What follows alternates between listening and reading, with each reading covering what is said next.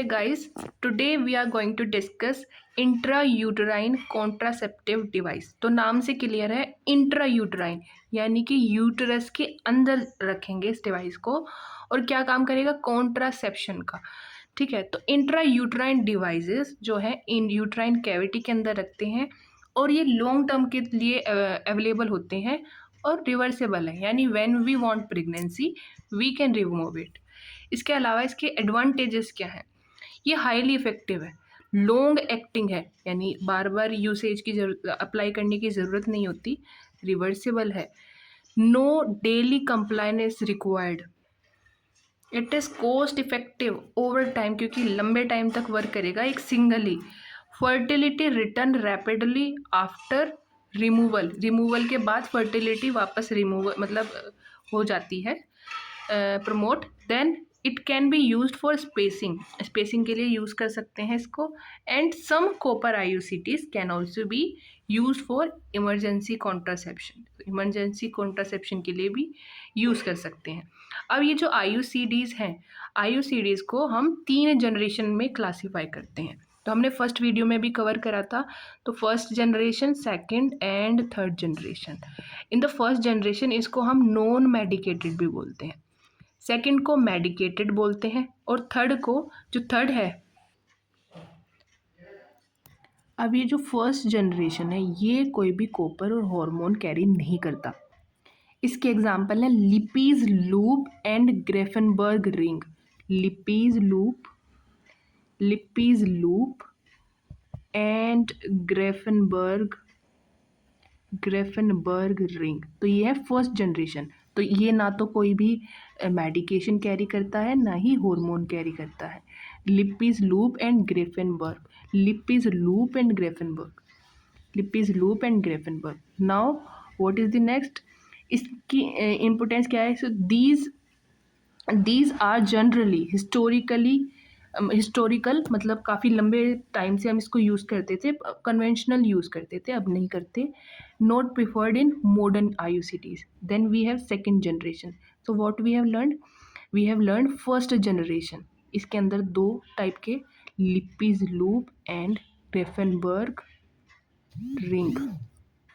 अब बात करेंगे सेकेंड जनरेशन की। तो सेकेंड जनरेशन जो होते हैं ये डिवाइस कॉपर बियरिंग होते हैं, कॉपर को बियर करते हैं। इसके टाइप क्या है, जैसे copper T20, T200, T220, than copper 380A, copper 375, मतलब काफ़ी सारे इनके नेम हैं। ठीक है, इसका मैकेनिज्म क्या है, तो ये क्या करता है, copper local inflammatory reaction produce करते हैं। वो जो रिएक्शन है वो स्पर्म के लिए एक तरीके से टॉक्सिन का काम करते हैं and interfere with sperm function and fertility. तो इस तरह से वे स्पर्म फंक्शन को और फर्टिलिटी को क्या कर देते हैं, स्टॉप कर देते हैं। तो मैकेनिज्म की बात करूं तो ये जो कॉपर है, तो चलिए पहले देखते हैं। ये सपोज हमारी यूटरस, ठीक है, यूटरस रफ डायग्राम। तो यहाँ पर हमने क्या करा, ये जो कॉपर का IUCD है ये हमने इंसर्ट कर दिया।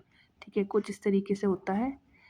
ठीक है, ये जो कॉपर वायर ये हमने इंसर्ट करा है, ये क्या करेगा, लोकल इन्फ्लामेशन करेगा। लोकल इन्फ्लामेशन से होगा क्या, ये जो भी केमिकल यहाँ पर रिलीज होंगे, ठीक है, जो भी हमारे एंजाइम होंगे वे स्पर्म के लिए टॉक्सिन की तरह काम करेंगे और फर्टिलाइजेशन को रोक देंगे।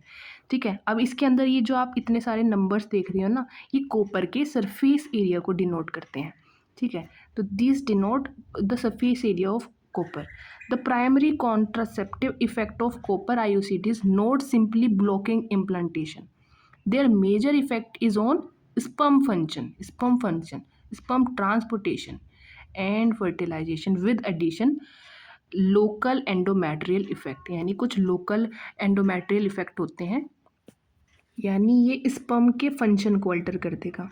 ठीक है, इससे उसकी वाइबिलिटी और मोबिलिटी कम हो जाएगी। देन इसके ट्रांसपोर्टेशन को भी अफेक्ट करेगा। कैसे, जो सर्वाइकल म्यूकस है उसको थिकन करने का काम करेगा, तो वहाँ से जो स्पर्म है वो इजीली एंटर नहीं हो पाएंगे। इसके अलावा सपोज अगर एंटर हो भी गए देन ये फर्टिलाइजेशन नहीं होना देगा। कैसे, क्या करेगा, एंडोमेट्रियल कुछ इम्प्लांट कर, एंडोमेट्रियल इफेक्ट करेगा जिससे इम्प्लांटेशन नहीं होगा। ठीक है, तो ये इसका IUCDs का इफेक्ट होता है। Then what we have studied that it carries some number along with the main name. What does it mean? 380 means that 380 mm square, जो कि इसका सरफेस एरिया है, ये किसी नंबर, साइज या इसके वेट को डिनोट नहीं करता। और ए जो है यहाँ पर ये पर्टिकुलर इसके डिज़ाइन को डिनोट करता है। तो अभी हमने कौन सा पढ़ा, ये सेकेंड जनरेशन। ठीक है, now in first generation what we have seen, Lippes loop and Grafenberg ring, and in second generation we have copper 200, then copper 220, 380, ठीक है, and more than that 378 I think, 380, and you can learn more like 375, 250। ठीक है, इस तरीके से काफ़ी सारे इसके प्रोडक्ट्स होते हैं, variation sorry. Then we have third generation. तो इन थर्ड जनरेशन ये क्या होता है, हार्मोनल होता है, इट रिलीजेज हार्मोन, तो ये हार्मोन को रिलीज करता है। देन इसके एग्जांपल है प्रोजेस्टासर्ट एंड लीवोनोरजेस्ट्रल। तो प्रोजेस्ट्रासर्ट एंड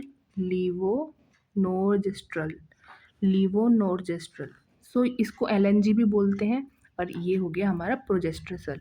तो ये क्या करेगा, प्रोजेस्टेरोन रिलीज करेगा। इसको, ये जो लीवोनोरजेस्ट्रल है, इसको हम मरीना भी बोलते हैं।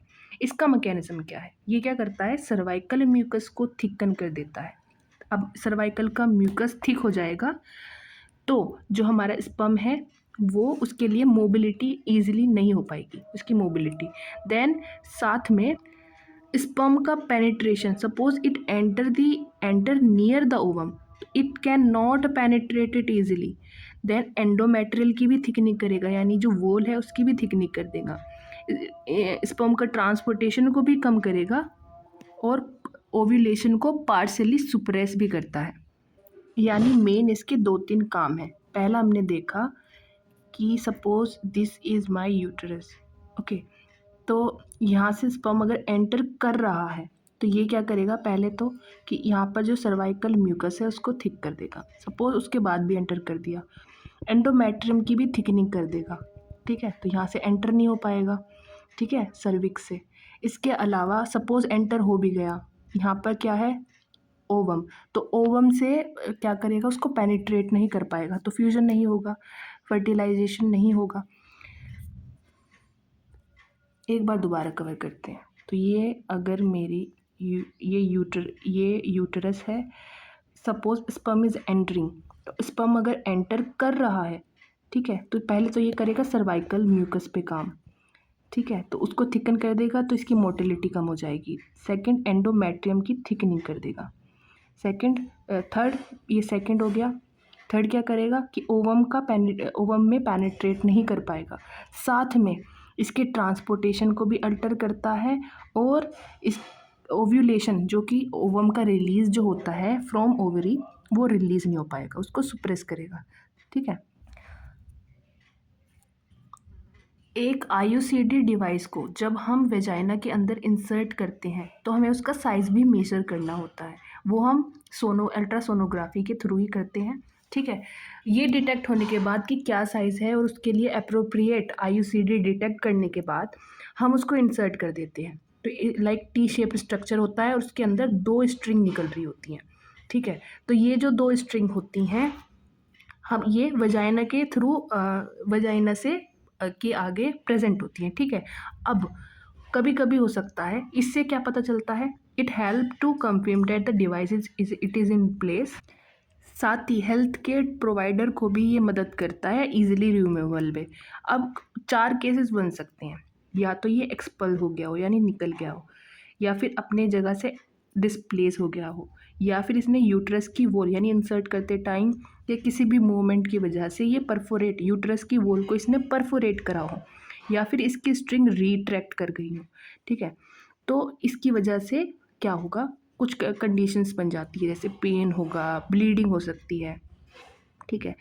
तो इसकी वजह से इंक्रीज ब्लीडिंग, अगर स्टार्टिंग के टाइम पे स्पेशली कॉपर आईयूसीडी का अगर हम यूज़ करते हैं तो उससे ब्लीडिंग होती है। इसके अलावा क्रैम्पिंग पेन होता है स्टार्टिंग में। इनिशियली अगर कम पेन होता है तो we can give analgesics, but अगर पेन ज़्यादा होता है तो we have to remove that device. इसके अलावा एक्सपल्जन में अगर पर्टिकुलरली ड्यूरिंग अर्ली मंथ्स के टाइम पर हो सकता है इसका एक्सपल्जन हो जाए, साथ में परफोरेट कर सकता है इंसर्शन के टाइम पे, ठीक है, इंसर्शन की वजह से होता है। इसके अलावा पैल्विक इन्फेक्शन हो सकता है।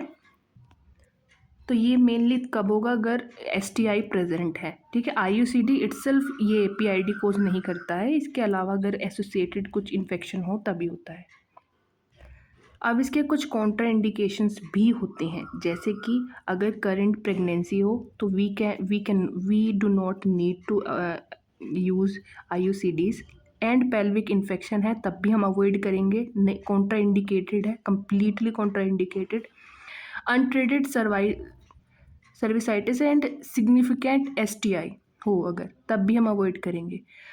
एबनॉर्मल जेनिटल ब्लीडिंग है तो हमें इसे अवॉइड करना चाहिए।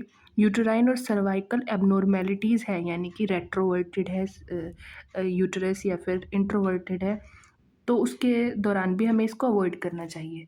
और अगर जेनाइटल मैलिग्नेंसीज है, ठीक है, तब भी हम इसको अवॉइड करेंगे। आईयूसीडी प्लेस करने के लिए कुछ फेवरेबल टाइमिंग होती है, जैसे कि ड्यूरिंग मेंस्ट्रुएशन। तो उस टाइम पे क्या होता है, जो सर्विक्स है उसकी लाइनिंग जो होती है वो थोड़ा ब्रॉड होता है, सर्विक कैनाल, तो आईयूसीडी इंसर्ट करना थोड़ा इजी होता है। इसके अलावा आफ्टर डिलीवरी उस टाइम पे भी वेजाइना में हम इजीली क्या कर सकते हैं, आईयूसीडी इंसर्ट कर सकते हैं। Postpartum and after abortion also, ठीक है। तो चार टाइमिंग अच्छी होती हैं, during menstrual cycle, then during delivery, then postpartum, and the last is abortion। एक बार और, menstrual cycle अगर हो, ठीक है, इसके अलावा डिलीवरी अगर हुई हो, देन पोस्टपार्टम एंड अबॉर्शन के टाइम पर। तो ये चार इसके क्या है, एक फेवरेबल टाइमिंग है। The last is hormonal contraceptive. इसके अंदर हम क्या करते हैं, पेशेंट के अंदर या पर्सन के अंदर हार्मोन को इंसर्ट करते हैं, ठीक है, जैसे कि एस्ट्रोजन, प्रोजेस्टेरोन या फिर सिर्फ प्रोजेस्टेरोन अलोन, ठीक है। ये भी प्रेगनेंसी को अवॉइड करेंगे, ओव्यूलेशन नहीं होने देंगे, सर्वाइकल म्यूकस को, एंडोमेट्रियम में चेंजेस क्रिएट करेंगे, ठीक है।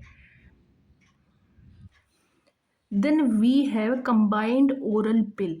इसके अंदर क्या होता है, एस्ट्रोजन एंड प्रोजेस्टिन दोनों कंबाइन होते हैं, ठीक है, एस्ट्रोजन भी और प्रोजेस्ट्रिन भी। इसके अंदर ये क्या करता है, अब ये क्या करता है, ये GnRH, क्योंकि अगर प्रोजेस्टेरोन और एस्ट्रोजन का अमाउंट बॉडी में ज़्यादा रहेगा तो ये एक नेगेटिव फीडबैक देगा। एस्ट्रोजन एंड प्रोजेस्टेरोन का अमाउंट अगर हमारी बॉडी के अंदर जाता है तो ये GnRH को एक नेगेटिव फीडबैक देगा, जिससे इसका अमाउंट कम होगा, ठीक है, यानी हाइपोथैलेमस को। तो इससे LH एंड FH जो कि ओव्यूलेशन के लिए ज़रूरी होते हैं, उनका सिक्रीशन भी हो जाएगा कम, तो इससे ओव्यूलेशन नहीं होगा, ठीक है। तो ये इसका एक बेनिफिट है। तो इनहिबिशन ऑफ ओव्यूलेशन, इसके एडिशनल इफेक्ट क्या है कि ये सर्वाइकल को थिकन करने का भी काम करता है, एंडोमेट्रियल चेंजेस करता है और स्पर्म पेनिट्रेशन को कम कर देता है। अब इसके ये ओरल कॉन्ट्रासेप्टिव पिल 3 फेजेस में दे सकते हैं, या तो हो सकता है मोनोफेजिक, या फिर बायफेजिक, या फिर ट्राईफेजिक, यानी 3 फेजेस में देंगे। इन मोनोफेजिक्स 21 डेज तक हम एक ही पिल देते हैं, उसके बाद 7 डेज अलग पिल्स चलती हैं, आयरन पिल्स, ठीक है। इन बायफेजिक हम 2 फेजेस कर देंगे इसके, इन ट्राईफेजिक वी हैव 3 फेजेस, ठीक है। तो इस तरीके से इसका क्लासिफिकेशन होता है। तो अगर मैं आपसे बात करूं इन दिस हार्मोनल कॉन्ट्रासेप्टिव, तो इसके अंदर हो सकता है एस्ट्रोजन एंड प्रोजेस्टेरोन कंबाइन हो, या फिर progesterone, this progesterone is alone, मतलब अकेला हो, सिर्फ यही हो, ठीक है, प्रोजेस्टेरोन, या फिर ये इंजेक्टेबल भी हो सकता है, ठीक है, इंजेक्टेबल।